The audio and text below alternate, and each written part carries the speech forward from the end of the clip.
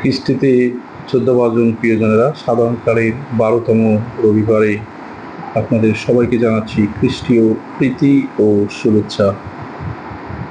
আজকের পবিত্র শাস্ত্রবাণী নিয়ে আমরা যদি একটু গভীরভাবে ধ্যান করতে চেষ্টা করি, তাহলে দেখব যে ঈশ্বর প্রতিনিয়ত কিভাবে তিনি আমাদের যত্ন নিচ্ছেন, তিনি আমাদের ভালোবাসেন এবং তার যারা মনোনীত জন তিনি তাদেরকে কিভাবে নিরাপদে শান্তি এবং ভালোবাসার পথে চালিত করেন।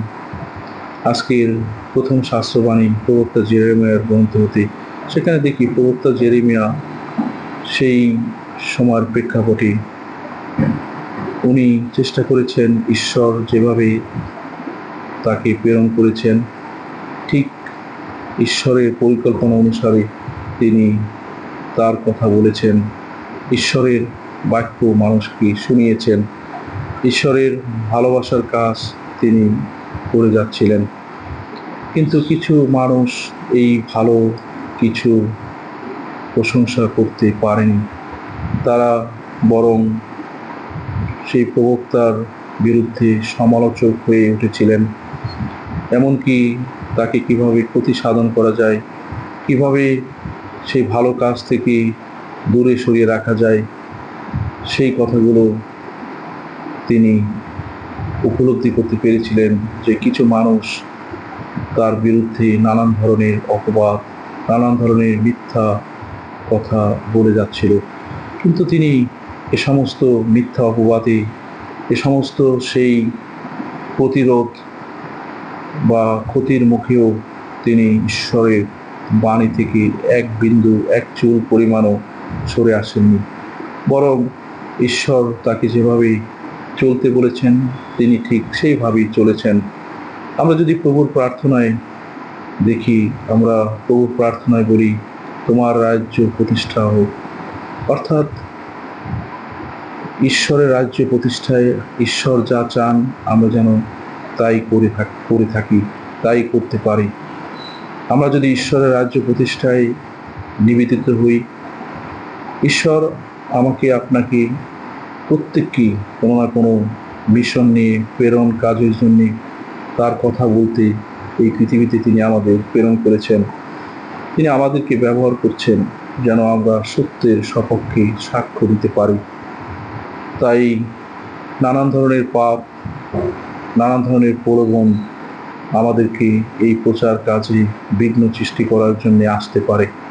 কিন্তু আমরা যদি সঠিক পথে থাকি, সত্য পথে থাকি, সত্য কথা বলার জন্যে আমি আপনি যদি নিবেদিত থাকি, তাহলে কোনো ধরনের পাপ, কোনো ধরনের প্রলোভন, কোনো ধরনের পরীক্ষা আমাদেরকে সেখান থেকে কোনোভাবেই সরিয়ে নিয়ে যেতে পারবে না। তাই ঈশ্বরের প্রতি দৃঢ় বিশ্বাস, আস্থাই পারবে আমাকে আপনাকে ঈশ্বরের ভালোবাসা লাভের জন্যে নিজেকে প্রস্তুত করতে। আসুন আজকের বাণীর আলোকে উদ্বুদ্ধ হই, বিশেষভাবে আজকের মঙ্গল বাণী, মঙ্গল সমাচারে আমরা খুবই সুন্দর বাক্য শুনতে পাই। সেখানে বলা হয়েছে মানুষের দেহটাকে যারা ধ্বংস করতে পারে তাদের জন্যে তোমরা ভয় করো না, কিন্তু যারা আত্মাকে যিনি ধ্বংস করতে পারেন, যিনি এই আত্মাকে নিয়ন্ত্রণ করেন, তাকে যেন আমরা ভয় করি, তাকে যেন আমরা শ্রদ্ধা করি, তার উপর বিশ্বাস রাখি। সর্বশক্তিমান পিতা পরমেশ্বর তিনি আমাদের জন্ম, মৃত্যু, তিনি আমাদের সকল কিছু জানেন, আমাদের আত্মার নিরাময়কারী, আমাদেরকে রক্ষা করেন, ভালোবাসেন, প্রয়োজনীয় শক্তি আমাদের দান করেন। তাই দেহ, মন, আত্মা যিনি দিয়ে থাকেন, যিনি নিয়ন্ত্রণ করেন, সেই করুণাময় ঈশ্বরকে সঙ্গে নিয়ে আমরা যেন সকল কাজ সুন্দরভাবে সম্পন্ন করতে পারি। এই পৃথিবীতে বর্তমানে আমরা দেখি একে অন্যের ক্ষতি করার জন্য প্রতিশোধ পরায়ণ হয়ে নানাবিধভাবে এক দেশ আর এক দেশের, এক পরিবার আর এক পরিবারের বিরুদ্ধে, এমনকি এক ব্যক্তি অন্য ব্যক্তির বিরুদ্ধে অনেক সময় সে প্রতিশোধ পরায়ণ হয়ে উঠছে। প্রতিহিংসা আমাদের কাজ করে একে অন্যকে ক্ষতি করার জন্য।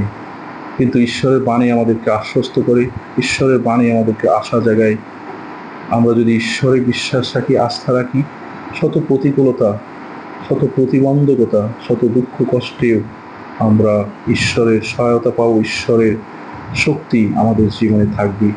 যখন আমরা পিতা, পুত্র, পবিত্র আত্মার নাম নিয়ে আমি আপনি যখন কিছু করি, কিছু বলি, কিছু চিন্তা করি, তখন ঈশ্বর আমার আপনার পাশে থাকবেন। তিনি আমাদেরকে রক্ষা করবেন, ভালোবাসবেন। আজকের এই 12তম রবিবারের সাধারণকালে আমরা রয়েছি। আমরা ঈশ্বরের আশীর্বাদ চাই। ঈশ্বর যেন সকল প্রতিকূলতার মাঝে, সকল দুঃখ কষ্টের মাঝে, সমস্যার মাঝে, চ্যালেঞ্জের মাঝে তিনি আমাদেরকে যেন প্রয়োজনীয় শক্তি দেন। আমরা যেন যত বাধা বিঘ্ন আসুক না কেন, আমরা যেন তা পেরিয়ে আমরা যেন প্রভু যিশুর সাক্ষ্য, প্রভু যিশুর বাণী যেন মানুষের কাছে প্রচার করতে পারি। আজকে এই দিনটি সুন্দর হোক, পবিত্র হোক। ঈশ্বর আমাদের প্রত্যেককে রক্ষা করুক। পবিত্র আত্মার কৃপা আশীর্বাদ আমাদের জীবনে নেমে আসুক, যেন পবিত্র আত্মার শক্তি নিয়ে, পবিত্র আত্মার কৃপা আশীষ নিয়ে আমি আপনি যেন সত্যের বাণী প্রচার করতে পারি। ঈশ্বর আমাদের সবার মঙ্গল করুক। আমেন।